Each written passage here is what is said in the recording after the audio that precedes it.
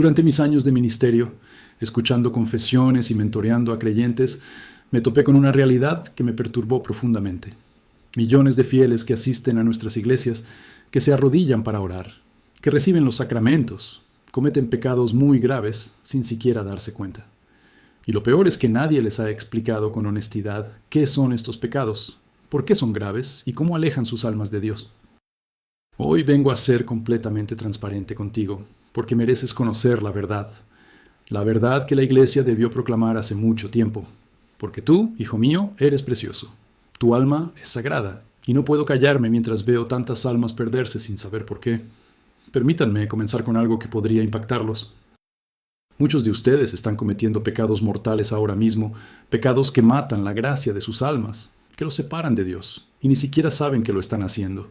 No porque sean malvados, no porque no amen a Dios, simplemente porque nadie ha tenido el valor de ser honesto y decir, lo que están haciendo es un pecado grave y deben detenerse ya. Pero te lo diré, porque amo la verdad más que tu aprobación temporal. Porque prefiero herirte con la verdad ahora que dejarte perdido para siempre. El primer pecado que veo constantemente, que la gente lleva años sin confesar, es la falta de perdón, el resentimiento, la amargura que guardas en el corazón contra quienes te han herido profundamente. Podrías decir, Padre, pero lo que me hicieron fue terrible. Me traicionaron, me mintieron, me dejaron solo cuando más los necesitaba. Escucho historias así a diario. Entiendo el sufrimiento. Pero quiero aclarar algo que Jesús dijo con total inequívoco. Si perdonan a los demás sus pecados, su Padre también los perdonará a ustedes. Pero si no perdonan a los demás sus pecados, su Padre no perdonará los suyos. Estas no son mis palabras, son las de Cristo. Y rezamos el Padre Nuestro todos los días. Perdona nuestras ofensas, como también nosotros perdonamos a quienes nos ofenden. ¿Entiendes lo que dices? Le estás pidiendo a Dios que te perdone en la misma medida en que tú perdonas. Y si no perdonas, le cierras la puerta al perdón divino. He visto a personas que han pasado 30 o 40 años sin hablar con sus hijos, padres y hermanos por rencor. Y cada semana van a la iglesia, comulgan y llevan este pecado sin confesar, porque no creen que sea pecado. Creen que es justicia. Déjame decirte algo importante. El resentimiento es como beber veneno esperando que la otra persona muera. Te mata, endurece tu corazón, te roba la paz. Y lo peor de todo, te impide recibir plenamente la gracia de Dios. El segundo pecado que veo mucho, sobre todo en personas mayores, es la idolatría disfrazada de piedad. Debo tener mucho cuidado con esto, porque no quiero que me malinterpreten. La veneración a los santos, a la Virgen María, es hermosa, es cierto, forma parte de nuestra tradición. Pero hay una línea muy fina entre la veneración sana y la superstición, entre honrar a los santos y prácticamente convertirlos en dioses. He visto gente que reza más a un santo en concreto que el Padre Nuestro. Gente que confía más en sus amuletos, en sus rituales, que en Dios. Gente que va a la iglesia solo para pedirle algo a Dios, como si Dios fuera una máquina expendedora espiritual. Y cuando no consiguen lo que quieren, se enojan con Dios, dejan de ir a la iglesia, o peor aún, van a buscar curanderos, médiums, personas que prometen soluciones mágicas a cambio de dinero. Todo esto es idolatría. El primer mandamiento es claro. Amarás al Señor tu Dios con todo tu corazón. No ames primero a tu santo favorito. No confíes más en tus rituales que en la divina providencia. No busques el futuro en cartas, horóscopos ni médiums, porque esto ofende a Dios, quien es el único que conoce y gobierna el futuro. Si hiciste esto, si consultaste a personas que leen cartas, que hacen limpiezas espirituales, que cobran por oraciones especiales, esto es un pecado grave. Debes confesarlo. Debes arrepentirte sinceramente. El tercer pecado es doloroso de abordar, pero necesario. Los pecados contra la castidad. Y aquí veo dos extremos igualmente dañinos. Por un lado, quienes creen que todo lo relacionado con la sexualidad es pecado y viven con una culpa mórbida por cosas que son naturales. Por otro lado, quienes han aceptado por completo la mentalidad del mundo moderno, que dice que puedes hacer lo que quieras con tu cuerpo, siempre que haya consentimiento. La verdad, como siempre, se encuentra en el punto medio. La sexualidad es un hermoso don de Dios, es sagrada, es poderosa, pero debe vivirse en el contexto del matrimonio entre un hombre y una mujer, siempre abiertos a la vida, con respeto, amor y fidelidad. Cualquier cosa fuera de este marco es objetivamente pecaminosa. Seré directo y contundente. Las relaciones sexuales fuera del matrimonio son un pecado grave. Vivir juntos sin matrimonio, algo que ahora está tan normalizado, es vivir en constante pecado. Y si vives con alguien sin un matrimonio religioso, no puedes recibir la comunión. Así de simple. Sé que dirás, Padre, si llevamos 20 años juntos, tenemos hijos, somos como un matrimonio. Entonces cásate. Si se aman de verdad, si están comprometidos el uno con el otro, ¿por qué no hacen ese voto público ante Dios y la Iglesia? ¿Qué te detiene? Mientras no estés casado, le estás diciendo a Dios, te amo, pero en mis términos. Lo prometo, pero no del todo. Y eso no es amor verdadero. Y hablemos también de otros pecados graves contra la castidad que muchos no confiesan o minimizan. La masturbación, la pornografía y los pensamientos impuros que cultivas conscientemente. He oído a gente decir, Padre, pero son solo pensamientos, es algo privado, no le hago daño a nadie.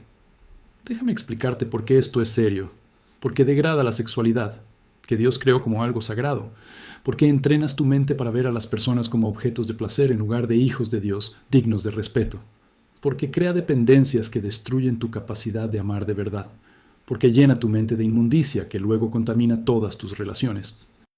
Y especialmente la pornografía, que ahora está a un clic de distancia. Es una terrible plaga espiritual. Destruye matrimonios, destruye la capacidad de una verdadera intimidad, crea expectativas irrealistas, impulsa industrias que explotan y dañan a personas vulnerables.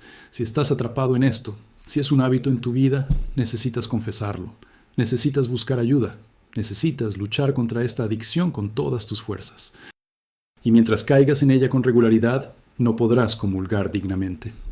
El cuarto pecado que veo constantemente y que muchos no confiesan ni minimizan es la murmuración, la crítica destructiva, los rumores que destruyen reputaciones. Es uno de esos pecados que hemos normalizado tanto que ya ni siquiera lo vemos como tal. Nos reunimos con amigos, con vecinos, ¿y de qué hablamos? De lo que hizo fulano, de lo que dijo fulano, de cómo se viste fulano, de los problemas matrimoniales de alguien. Y nos sentimos tan virtuosos porque solo decimos la verdad. Solo comentamos lo que todo el mundo sabe. Pero permítanme leerles lo que dice la epístola de Santiago. La lengua es un fuego, un mundo de iniquidad. Contamina todo el cuerpo, es incendiada por el infierno y incendia toda la vida. Este pequeño órgano en la boca puede causar un daño inmenso, puede destruir una reputación que costó años construir, puede arruinar relaciones. Puede sembrar discordia en familias, en comunidades enteras, en parroquias. Y lo peor es que a menudo no nos damos cuenta de la gravedad de la situación.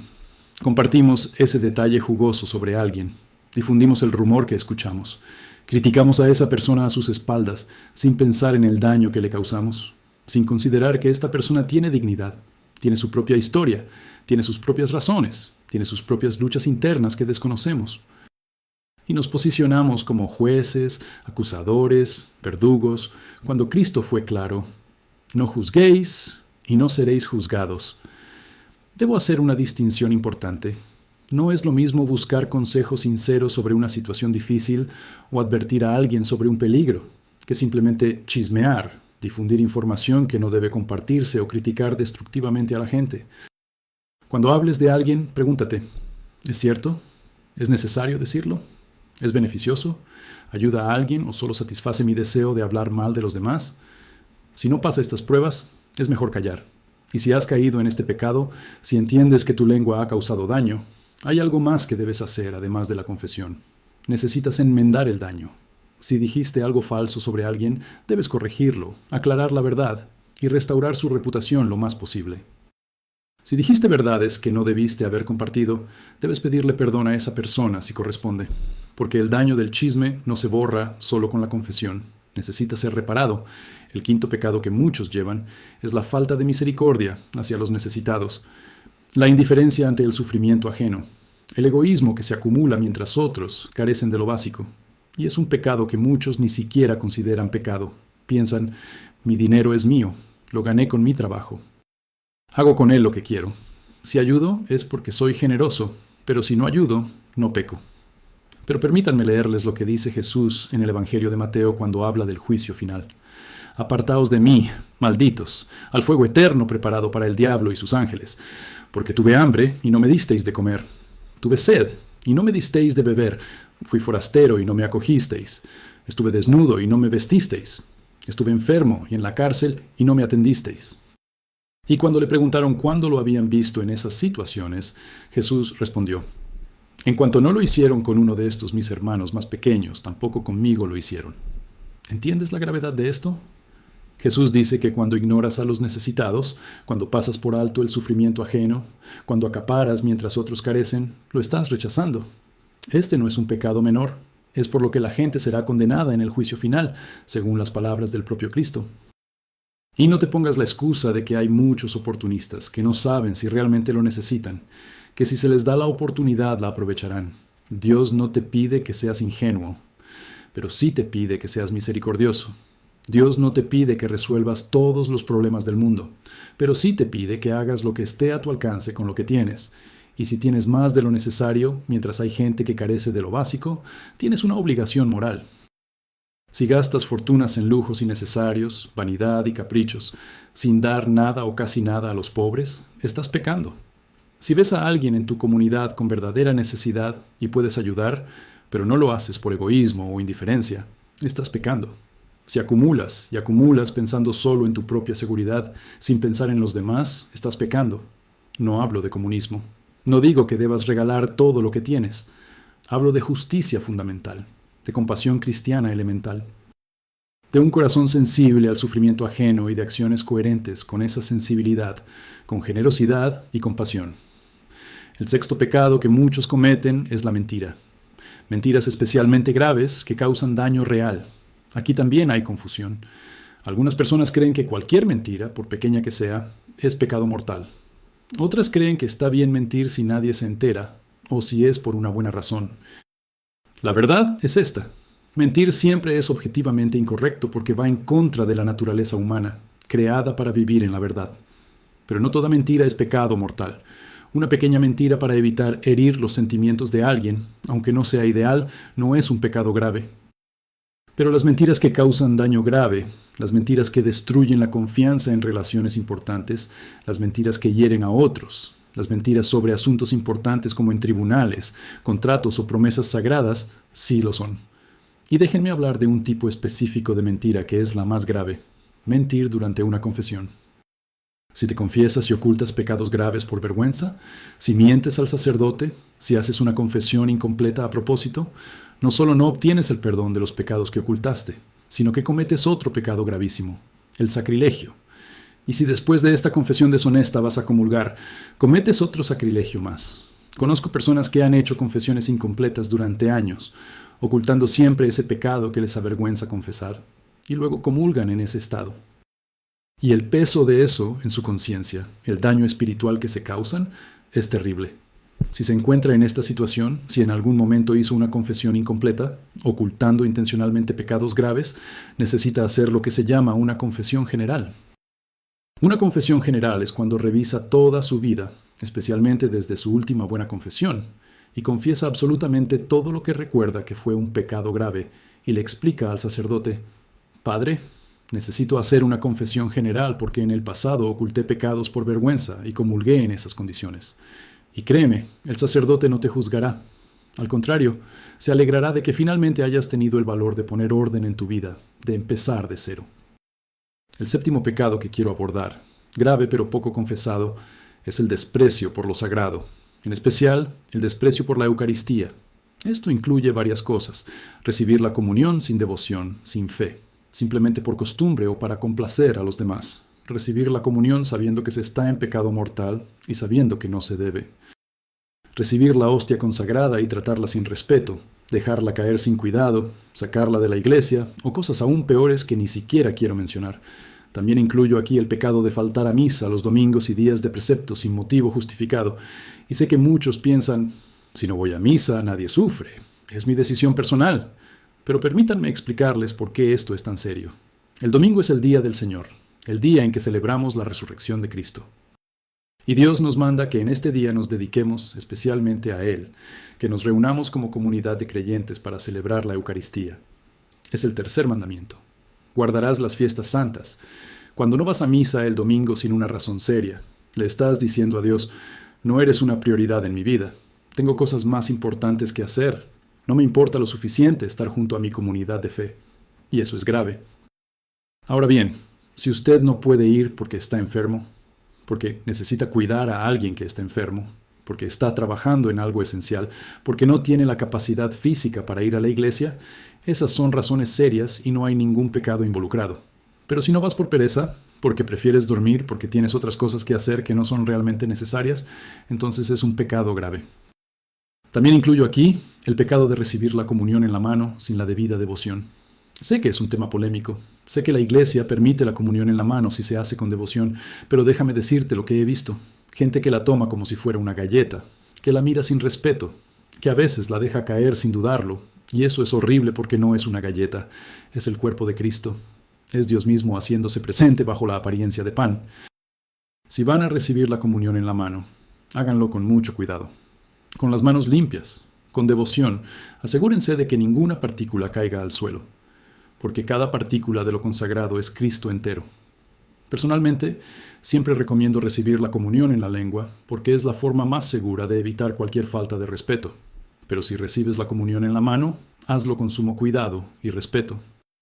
Ahora bien, después de haber hablado de estos 7 pecados graves que muchos llevan sin confesar, necesito que entiendan algo absolutamente crucial. No dije todo esto para hundirlos en la culpa, para hacerlos sentir fatal, para alejarlos de Dios.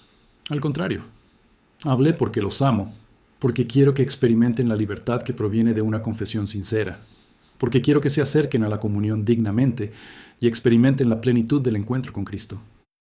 La confesión no es humillación, es liberación. No es Dios reprendiéndote, es Dios abrazándote, purificándote, eliminando toda la inmundicia que cargabas, restaurando tu dignidad de hijo amado. Y el sacerdote en la confesión no está ahí para juzgarte. Está ahí representando a Cristo, quien te dice: yo tampoco te condeno, vete y no peques más. Sí, la confesión requiere valentía, requiere humildad, requiere una honestidad brutal contigo mismo. Requiere que bajes las defensas, que dejes de justificarte, que reconozcas: lo hice, estuvo mal, lo siento, quiero cambiar. Pero esta valentía, esta humildad, se ve recompensada con una paz indescriptible, una ligereza de alma que no has sentido en años, una intimidad con Dios que olvidaste que era posible, y después de haberte confesado bien, tras una confesión completa, honesta y sincera, con un arrepentimiento genuino y la intención de mejorar, entonces sí, acércate a la comunión. Acércate con un corazón limpio, con un alma renovada, con la confianza de que estás recibiendo no condenación, sino abrazo, no juicio, sino medicina, no castigo, sino el alimento que tu alma tanto necesita. Y cada vez que recibes dignamente la Sagrada Comunión, tras una buena confesión, Cristo entra en ti de la manera más íntima posible en esta vida. Sana lo que está roto, fortalece lo que está débil, ilumina lo que está oscuro, ama lo que se siente desamparado. Y esta Eucaristía, cuando es bien recibida, te transforma poco a poco, te hace más semejante a Él, te da fuerza para vencer el pecado, para crecer en la virtud, para amar como Él ama. Por lo tanto, les imploro, si llevan alguno de estos pecados, si hace mucho tiempo que no se confesaron debidamente, si comulgaron sin estar en gracia, por favor, confésense pronto. No retrasen más lo importante. Su alma está en juego, su relación con Dios está en juego, su paz está en juego. Y Dios te espera con los brazos abiertos, no para castigarte, sino para perdonarte, no para rechazarte, sino para abrazarte, no para condenarte, sino para salvarte. Si este mensaje te conmovió, si te motivó a confesar, a buscar esta libertad espiritual, te pido algo muy importante. Suscríbete a este canal. Necesitamos seguir llevando estos mensajes de verdad y amor a quienes realmente los necesitan. Cambia este video. El botón me gusta ayuda a YouTube a mostrar esto a más personas que buscan vivir su fe con verdad y profundidad. Y por favor, deja un comentario diciéndome si este mensaje te ayudó, si te motivó a confesarte o si tienes alguna pregunta. Comparte este video con ese familiar o amigo que necesitas escucharlo, que no se ha confesado en mucho tiempo o que comulga en pecado grave. Porque cada uno de nosotros necesita estos recordatorios sobre estas verdades que pueden cambiar nuestra eternidad. Les dejo esta última palabra de esperanza. No importa cuán grande haya sido su pecado, no importa cuánto tiempo haya estado alejado de la confesión, no importa cuán bajo haya caído. La misericordia de Dios es infinitamente mayor que su pecado. Él los espera, Él los llama, Él los invita a volver a casa. No dejes que la vergüenza te detenga, no dejes que el orgullo te frene. Regresa a casa, Confiésalo todo con sinceridad y experimenta la alegría inefable del perdón divino. Que Dios los bendiga, los fortalezca y los guíe por el camino de la santidad. Y que la Virgen María, Madre de Misericordia, interceda por ustedes y los acompañe en este camino de conversión. Amén.